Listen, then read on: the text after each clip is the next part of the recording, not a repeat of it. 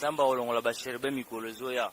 Meti siko na miniti oto olo ba sherbe bazapo yozo landanga no comprendre teke Congo eza Israël.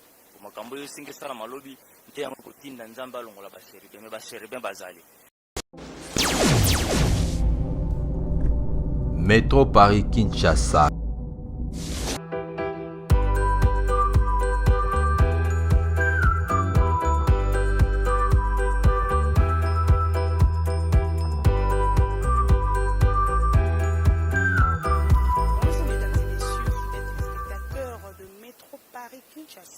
Bienvenue dans votre émission Oracle de l'Éternel qui est présentée par Percy de Ndaka, la femme qui fait à ce que vous puissiez découvrir la volonté de Dieu, découvrir le secret caché de l'Éternel. Qu'est-ce que Dieu veut pour son peuple? Donc uniquement quand on a une émission Oracle de l'Éternel, on a appelé directement beauté. La patronne a depuis Paris, papa Papi Ndongala et ainsi que maman Nadine Ndongala qui est sa femme. Je vous salue. Merci beaucoup papa pour tes conseils, pour tes remarques, toutes suggestions. Naba sujet nyonso auto de la kanakati, yaba émission na biso. Voilà na biso un grand merci. Na équipe technique nanga Mobimba, na pesi merci mingi na Benjamin Ndongala oaza derrière la caméra. Il est à la réalisation, il travaille au four et au moulin comme j'ai toujours l'habitude de vous dire. Lelo to memeli biso bandeko na biso, sujet ya mutuya oezali les secrets cachés bibliques de la République démocratique du Congo. Na kati ya émission na bino Oracle de l'Éternel, ya bana nzambe partout dans le monde. Yo oza chantre, oza pasteur, oza prophète, oza na makambo ya koloba de la part du Seigneur. Voici l'espace qui vous est dédié. Tozawana uniquement pour nakosala œuvre de Dieu. Alors, avant que nous présenter les binos invités na biso mokona lelo, toleki na transition et on se retrouve tout juste après.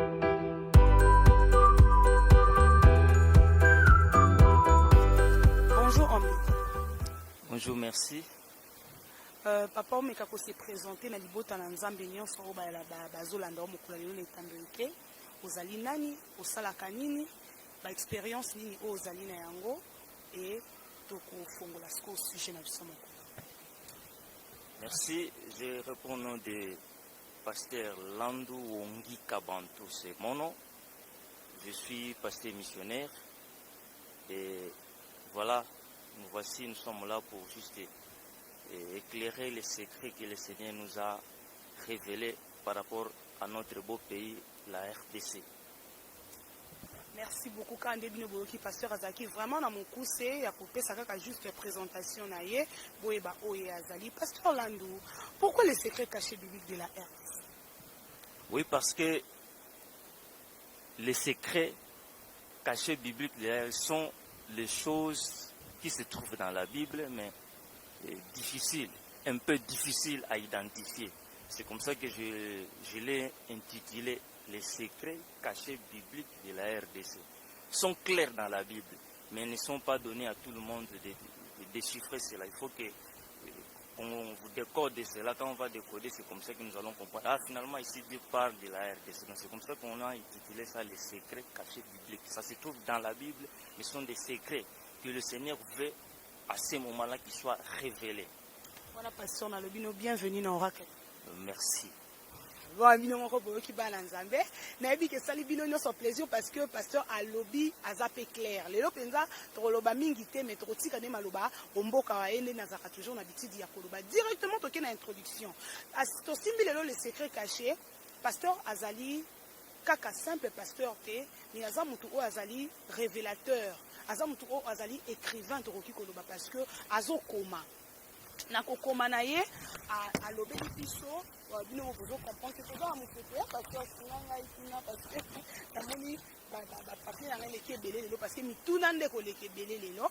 Alors na kati les secrets cachés, à part les secrets cachés pasteur toza non ami avant que na lo. Oui, na kati les secrets cachés, tu peux parler sur le jardin d'Éden, donc Israël, le jardin d'Éden, Sion, Nouvelle-Jérusalem. Donc nous allons parler par rapport à leur localisation. Alors directement on a maman en introduction pour que maman s'est plongée dans la question. La Bible parle d'un peuple, d'une nation appelée Israël, qui joue un rôle très important dans l'accomplissement du plan de Dieu pour les saluts de l'humanité depuis sa création jusqu'à sa fin. Mais curieusement, Dieu révèle son serviteur, le prophète Ésaïe, 600 ans avant la naissance de Jésus. Donc, avant la naissance de Jésus-Christ, de prophétiser sur les deux maisons, communauté, peuple, nation d'Israël.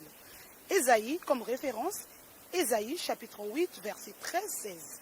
Donc, on a tout qui introduction, il y a brochure, il y a pasteur, parce que à comme moi brochure, na yo mutu nyonso oza na posa oyeba à fond, a opesa ba coordonner na suki émission za la kimia okozwa nyonso et puis okoye kola isu malama malama. Yo oza na église na yo azali wana ko répondre. Wana tokosola po na yebi ke makambo tozolobela awa libota na Nzambe ezali motuya, je vous assure. Toza na kati ya balabala cité verte, toza na kati ya cité verte na 8e rue, wana bana nyonso ya cité verte na pesi mbote partout dans le monde. Donc toza awa uniquement pour na kolobela de la part du Seigneur. Parce que wana totangi introduction na biso eza moi flou na bai oyo bazana nous révéler te. Et qu'on peut kozala pe déjà moi réponse na bai o Nzambe pa banda pe kolobela ba mituna ka pe mo ebele. Mais le kola Nzambe a révélé yo pasteur Landu, to lingi to tuna pourquoi ka Nzambe akenda ko tia na kati ya prophète Isaïe a prophétisé sur les deux. Les prophètes de la Bible bazalaki minoko ya Nzambe. Donc Nzambe ne mutabanda ko tia kati na bango maloba po bango baloba. C'est comme ça qu'on parle. Donc prophète aza instrument Nzambe azo utiliser simplement pour passer message ya Nzambe. Donc voilà. C'est comme ça que le prophète Ésaïe a reçu de la part du Seigneur cette révélation. De prophétiser sur les deux maisons d'Israël. Deux nations d'Israël. Plusieurs nations. Mais il n'y a que deux nations. Donc c'est comme ça que le prophète Ésaïe prophétise. Ésaïe chapitre 8, versets 13 à 16. Dont j'aimerais lire pour éclairer compréhension yaba auditeur nabiso. Verset 13, et l'Obi Ésaïe 8, verset 13, c'est l'Éternel des armées que vous devrez sanctifier, c'est lui que vous devez craindre et redouter. Il sera un sanctuaire. Le sanctuaire, c'est là où on rend culte à Dieu. Donc, les deux maisons d'Israël ont la responsabilité, ont le devoir de rendre culte à Dieu. Ils seront un sanctuaire, mais aussi une pierre d'achoppement, un rocher de scandale pour les deux maisons d'Israël, un filet et un piège pour les habitants de Jérusalem. Plusieurs trébucheront, ils tomberont et se briseront, ils seront enlacés et pris. Enveloppe cet oracle, scelle cette révélation parmi mes disciples. Donc Dieu parle au prophète Ésaïe de prophétiser sur les deux maisons, la première et la deuxième. Mais il dit, scelle cette révélation, enveloppe cette révélation parmi mes disciples. Deux maisons, entre les deux maisons, seront une pierre d'achoppement. Et pour le pasteur Sikoyo, tant que Nzambe alobi va prophétiser sur première maison, deuxième maison ou première nation, deuxième nation. Hein? Wana bongo. Sikoyo, première maison, ils a banani, et deuxième maison, ils a payé banani. Pour likambo na RDC nga na ebité et uti wapi na kati wana eloko nini ezosala ketolo balelo les secrets cachés bibliques de la RDC. Donc on a repesa maloba vraiment pas inoyo okundola bien. Merci maman journaliste. Première maison ezali banani, deuxième maison ezali banani. Première maison ezali mboka oyo tobengaka République démocratique du Congo actuelle, kombo na yango yangwana, c'est ça la première maison. C'est là où le Seigneur a pris ceux qui sont allés en exil, en captivité en Égypte. Et après avoir l'air libéré à travers son serviteur Moïse, c'est le Cana. C'est la deuxième maison. C'est là où Israël actuel existe, donc au Moyen-Orient. Donc première maison, c'est la RDC. C'est là où ils sont sortis, ils sont allés en captivité et Dieu les a amenés à la deuxième maison. C'est là où ils sont maintenant Israël. C'est là où on appelle Israël actuel. Donc les deux maisons, d'une manière claire, c'est la première maison, deuxième maison. Et j'aimerais être clair et puis précis parce que tout ce que j'avais reçu comme révélation avec les confirmations bibliques, C'est là où nous allons maintenant lire le livre de Josué. Josué chapitre 24, verset 1 à 2. Josué chapitre 24, verset 1 à 2. Si on peut lire cela, ça sera une bonne chose. Mais nakati ya Josué chapitre 24, verset 1 à 2, Josué révèle une chose. Josué révèle une chose très importante. Nakati ya Josué, prophète Josué Zoé Bisabana Israël alobi, vos pères, Terah, père d'Abraham, habitaient anciennement de l'autre côté du fleuve de l'Éthiopie. C'est là où nous allons faire asseoir notre identification de la première maison, parce que c'est le même peuple au Bakoti Nakana, mais Nzambe alingi apesa bango information à travers son serviteur, le prophète Josué. Alingi apesa bango information nini?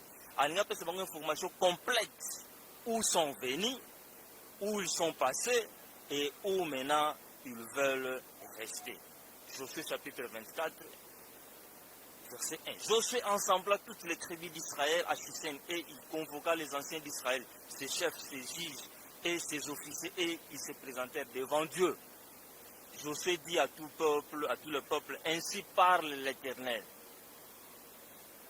le Dieu d'Israël, vos pères, dans la version Souabi, vos ancêtres, virgule, Terah, père d'Abraham et de Nachor, habitaient anciennement de l'autre côté du fleuve. Dans la version Souabi précisée, fleuve de l'Éthiopie. Donc, prophète Josué explique, donne l'explication du peuple par lequel le Seigneur l'avait dit de conduire au Canaan. Nabana Israël, oyo bauti, wapi bauti na actuel Israël. Le prophète Josué explique ceci. Vos pères, vos ancêtres, Terah, père d'Abraham, habitaient anciennement au-delà du fleuve de l'Éthiopie. Alors, il servait d'autres dieux. Baïbaki Nzambete, Baïbaki Penzambe na kombo a se révélé qui kati na bango te lokola Adonai lokola Yahweh. Mais ozoloba wana opuse na susu na question mosusu mpona nini kaka RDC nde oyo yo olobi ete ezali première maison. Est-ce que eza na bapreuve moko concrète oyo ezolakisa ke oyo makambo pasteur ozoloba oyo ke eza yango, parce que soki muntu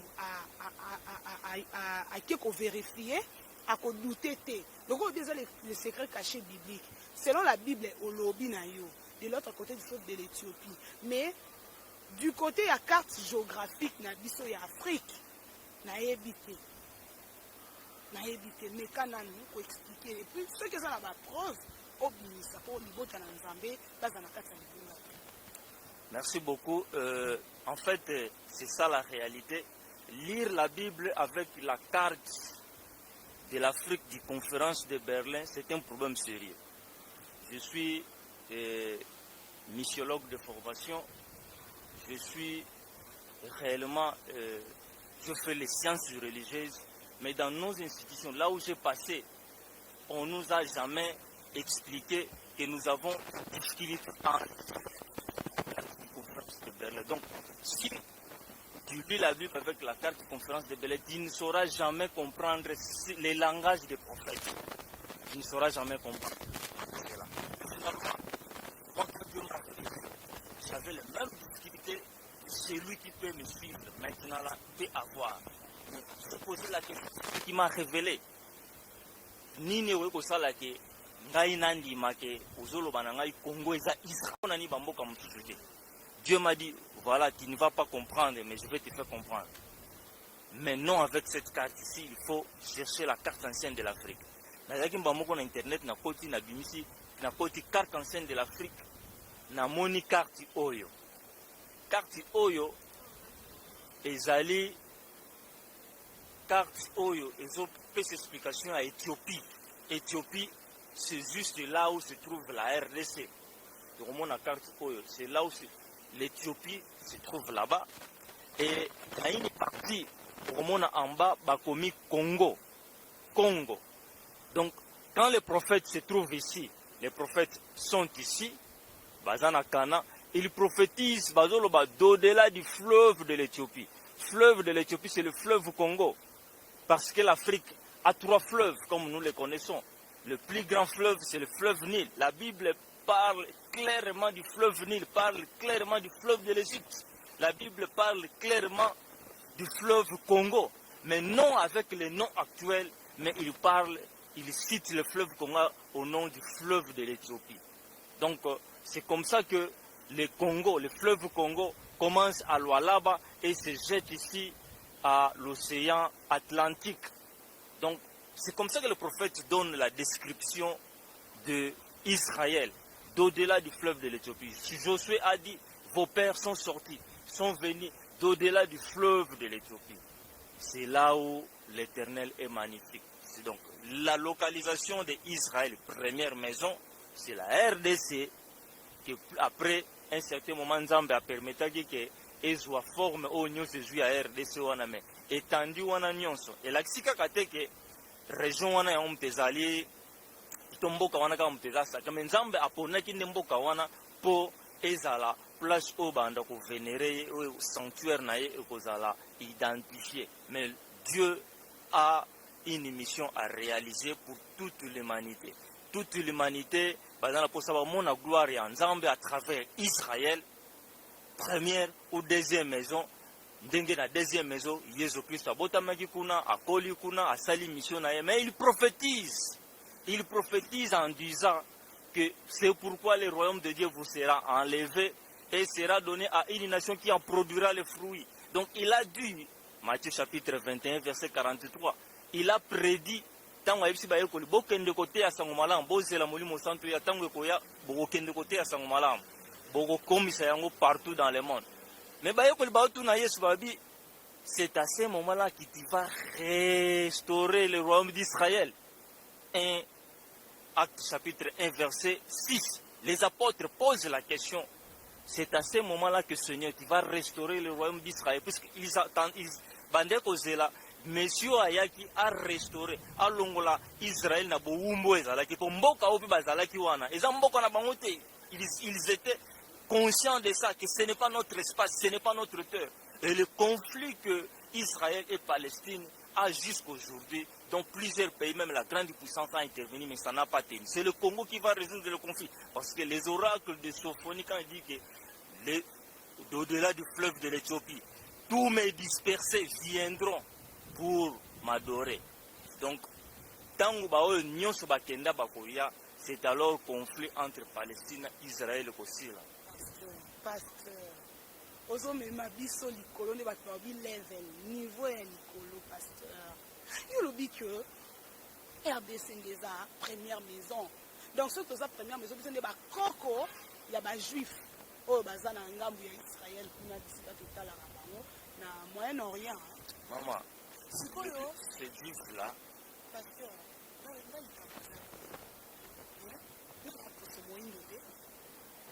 Yesu wana onga na yebi ya suki milai misuble sikoto pasteur yo solo baboye c'est que Yesu masi aza mutu mwindu.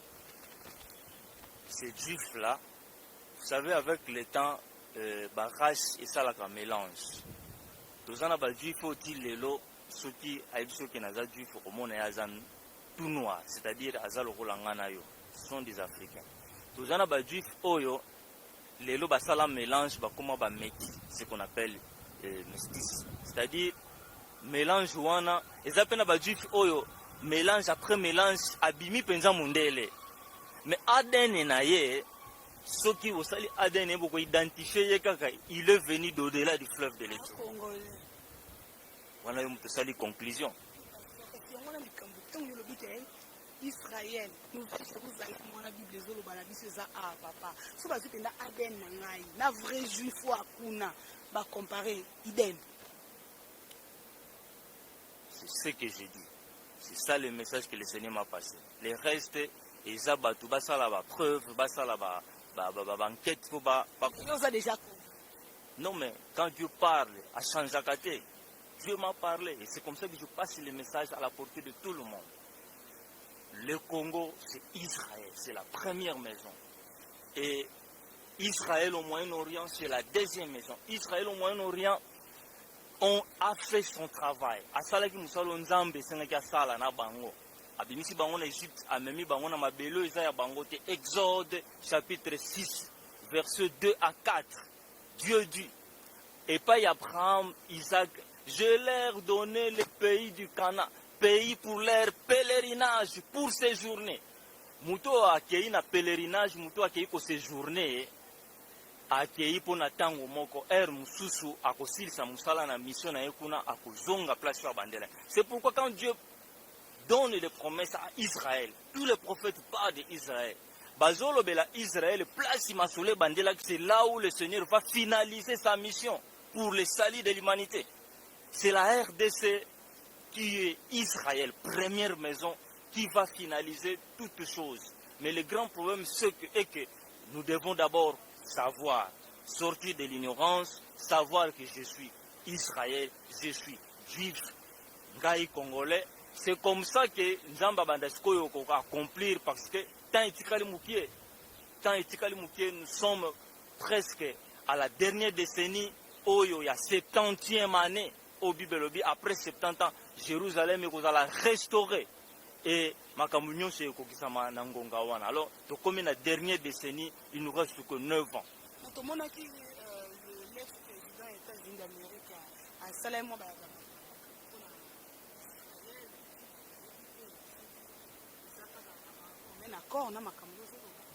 Oui, tout le monde avait bien suivi l'ex-président des États-Unis, M. Donald Trump, chrétien qu'il est.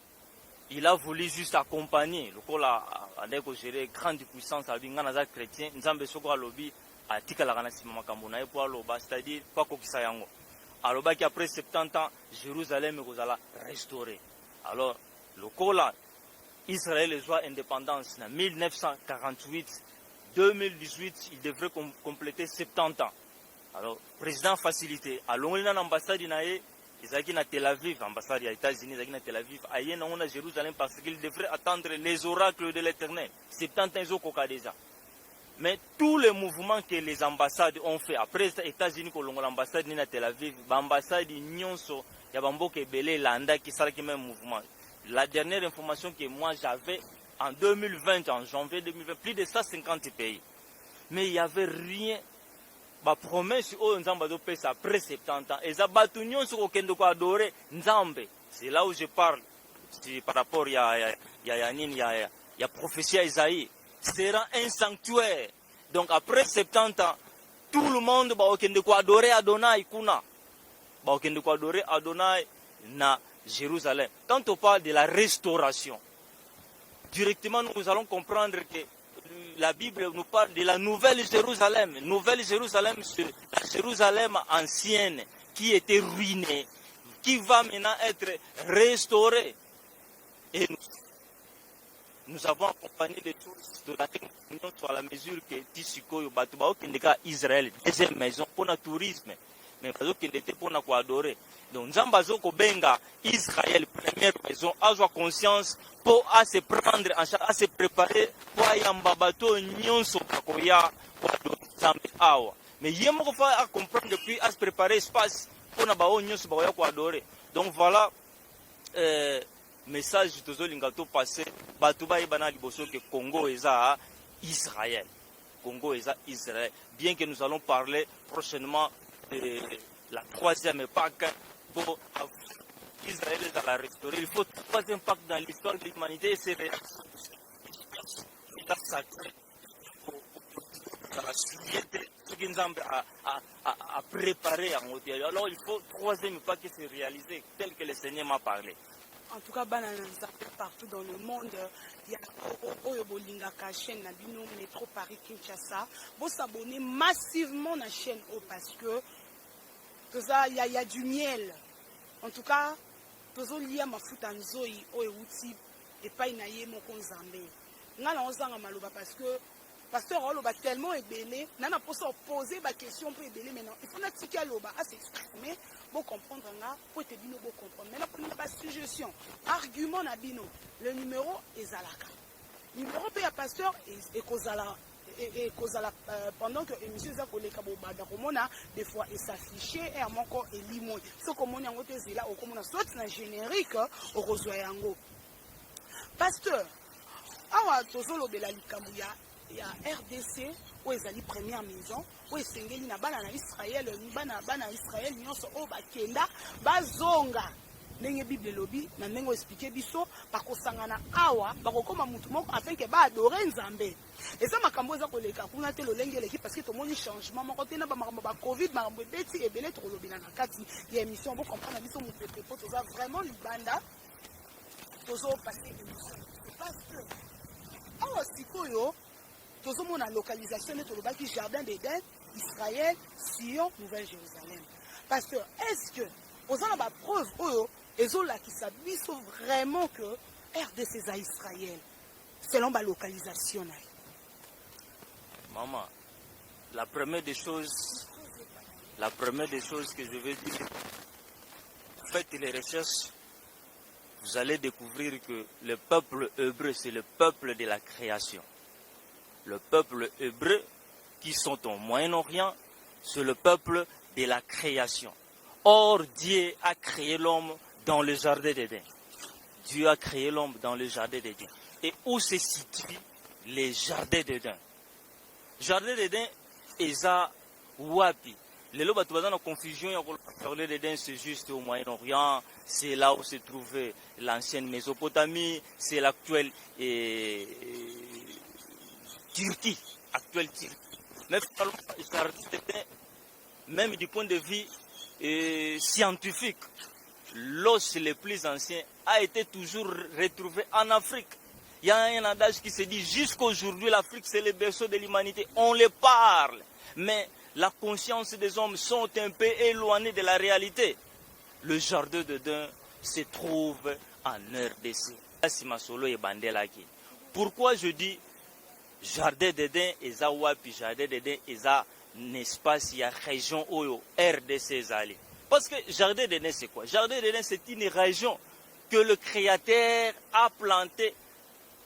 Le Créateur a planté un parc semblable à un jardin comme espace original du premier couple humain. Donc, premier couple humain, tout le monde, Adam et Ève.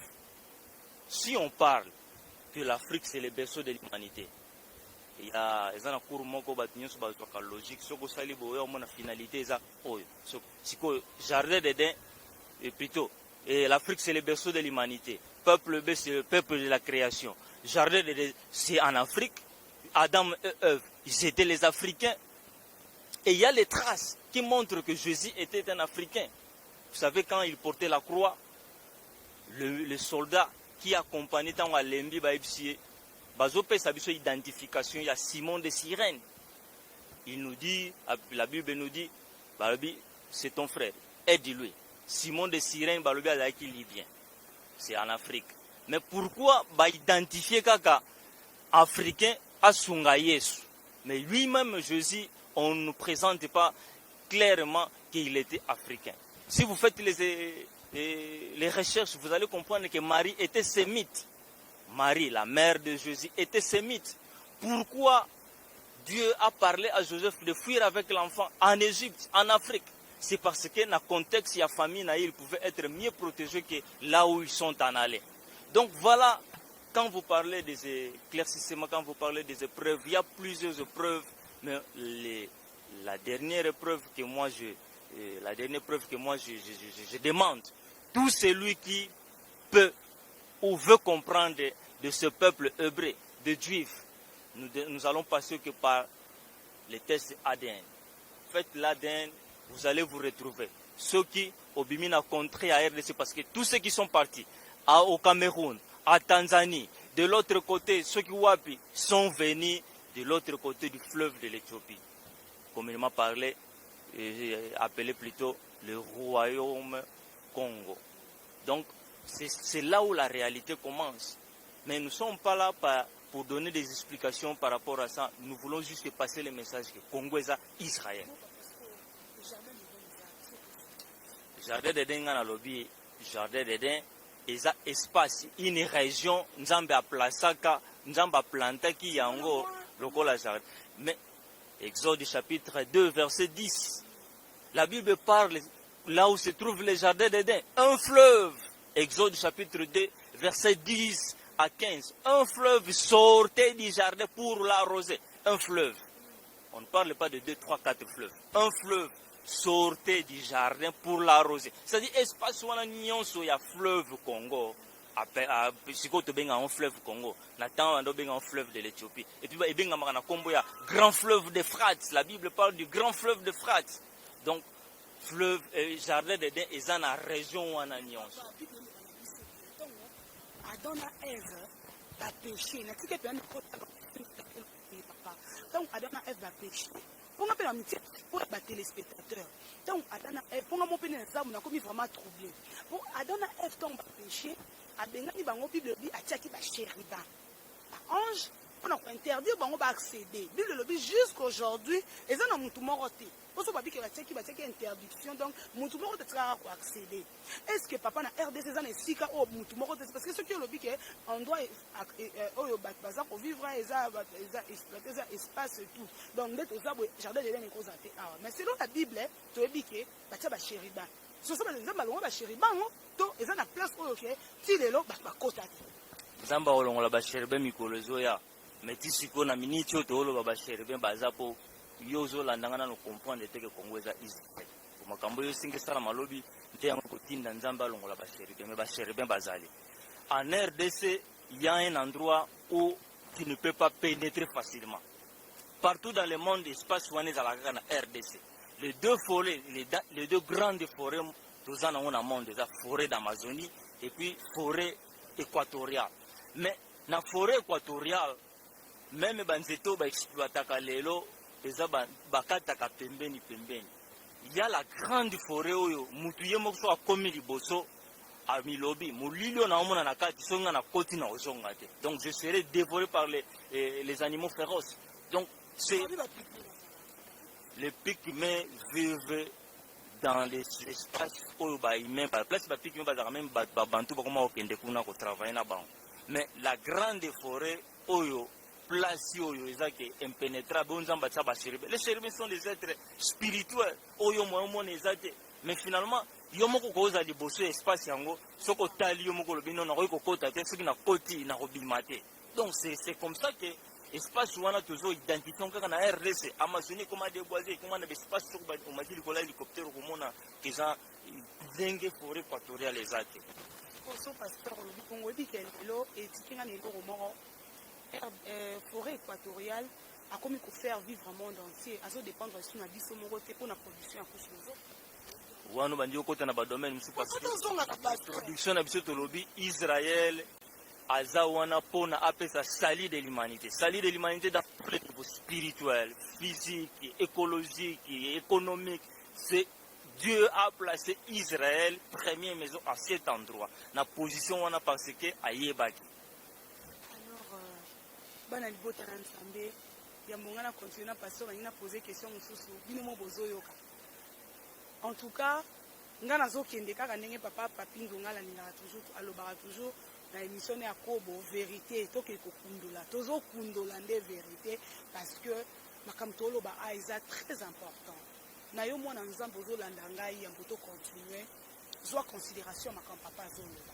Soki nazo poser moi ba question moi ebele c'est parce que yo oyo fandi na ndako o comprendre pe oyeba to komi wapi pe tangu nini biso to komi parce que tant yo expliquer biso likambo ya jardin d'Éden a omeki ko fungola biso to lobela skoyo na mwa lombangu Israël Sion na Nouvelle-Jérusalem wana penza nga na tiki yo penza pasteur ozana ba carte na ona moni za mo ebele wana fongolela bana libota na nzambe ngai pe o na vandi awa Benjamin Ndongala pesa na sima caméra équipe technique nyonso to yokayo Israël Sion Nouvelle-Jérusalem. Je crois que ça va thème oyo to kolobela yango prochainement maman journaliste.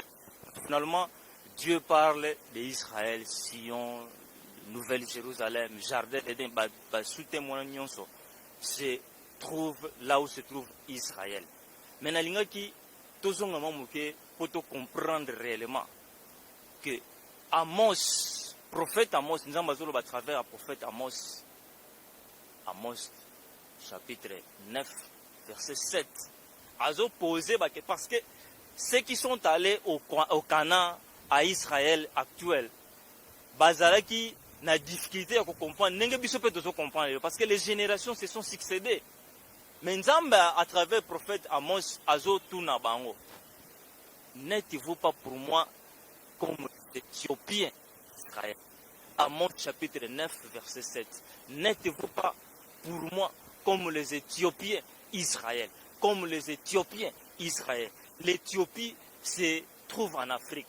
Non l'actuelle Éthiopie, au Baïna et Pembeni à Égypte, mais l'ancienne Éthiopie. Aussi la... C'est le prophète qui fait. Dieu parle à travers le prophète Amos pour poser la question aux enfants d'Israël.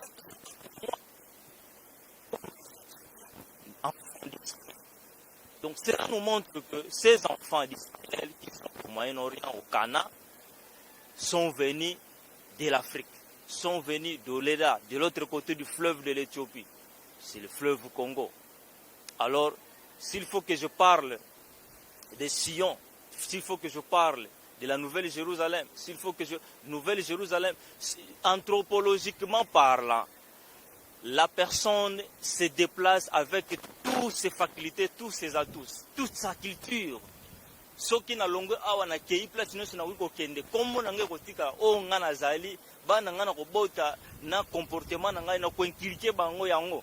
C'est comme ça qu'on parle du peuple. Place na ko koma na ceux qui n'a eu possession espace wana na ko pesa yango ba comme o ngana yebaka. C'est comme ça nous allons voir grand fleuve d'Euphrate en Afrique, le fleuve Congo. Le fleuve d'Euphrate, c'est toujours identifié en Israël actuel, c'est-à-dire na Canaan. Baton kako balonga kia bakei kuna ba pesipe Kombo. Ba pesi Kombo kuna parce que ce sont Israël, Jérusalem, ce sont les mêmes noms où ils sont allés aussi donner de l'autre côté. Mais Dieu veut maintenant parler de la nouvelle Jérusalem qui a été bafouée, qui a été vraiment ignorée. Vous allez voir comme à Ésaïe chapitre 33 verset 20 à 22. Nzambazo fait sa description, il y a un espace où il s'appelle Sion, là où l'Éternel est magnifique. Les grands navires ne pénètrent pas l'espace ouana. C'est comme ça que endroit où Nzambazo fait ça identifier Israël. Les grands navires ne pénètrent pas. Or na Congo, capitale na yango Kinshasa, eza na difficulté à causer un port, mais il y a un fleuve, grand fleuve d'Euphrate, le fleuve Congo, le fleuve de l'Éthiopie, c'est le fleuve Congo. Ils en ont porté, place capitale de Kinshasa. Pourquoi ils en ont porté? Parce que le fleuve est innavigable. Ils en ont mabanga. Mais prophète Amos a fait sa localisation. Prophète Esaïe chapitre 33, 20 à 22, place en haut, il y a les grands navires ne pénètrent pas. Les grands navires sont kotakate. Donc, ce qui est oye na Ésaïe chapitre 18.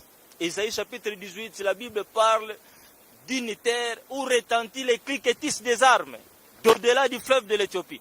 Terre où retentit les cliquetis des armes, d'au-delà du fleuve de l'Éthiopie. Terre où minduki betaka mikolo nyonso. Oyo kuteza terre où des armes. Au mon espace, il y a RDC, partout en Nyonso, Massage et Betara Mikolo Nyonso. Nous étions informés d'ailleurs qu'on a même tué un, comment on les appelle, un diplomate, un ambassadeur d'un pays que je ne peux pas révéler ici, mais qui n'a contré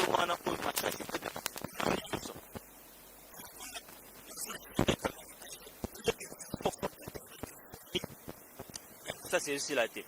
Mais comprendre que Congo s'est préparé pour Makambo Nzamba Zoli. Tozokende molo en tout cas tokomi pena na suka.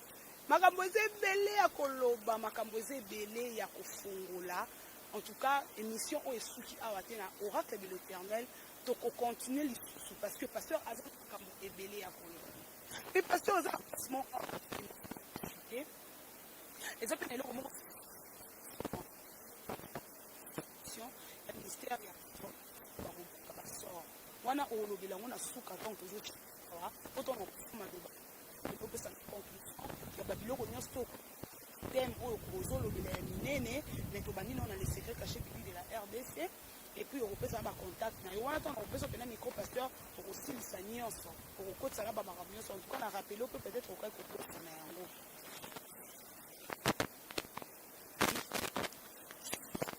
oloba tozo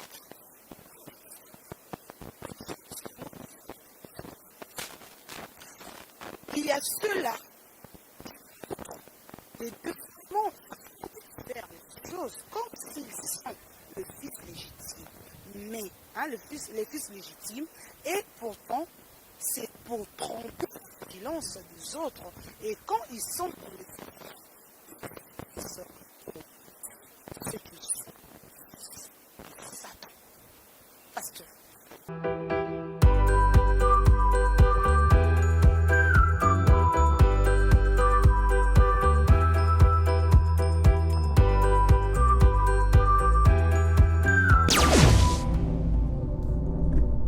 Métro Paris Kinshasa.